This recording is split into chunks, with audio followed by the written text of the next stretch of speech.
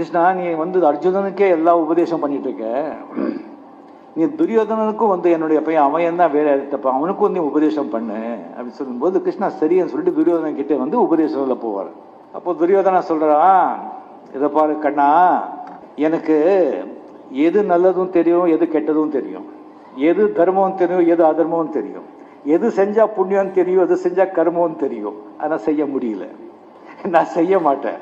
அங்கே அர்ஜுனன் சொல்லி ஒருத்தர் இருக்கான், அவன் நல்லதும் தெரியாது கெட்டதும் தெரியாது, எது செய்யணும்னு தெரியாது, எது செய்யணும்னு தெரியாது, அவன்கிட்ட போய் நீ சொல்லு அப்படின்னு துரியோதனா. அர்ஜுனன் நிஜமா அவன் எல்லாமே சரண்டர் ஆயிட்டான், அவன் ஆத்மாவும் சுத்தியா இருந்தது. அதனால்தான் கிருஷ்ணா அந்த சொன்னது எல்லாமே அவருக்கு பகவத்கீதை அவர்கிட்ட சொன்னாங்க. ஸோ ஒரு விதத்துல நாம எல்லாரும் துரியோதனர்கள் தான். நமக்கு தெரியும் எது நல்லது செய்யணும், எது கெட்டது செய்யணும் சொல்லி, ஆனா செய்ய மாட்டோம்.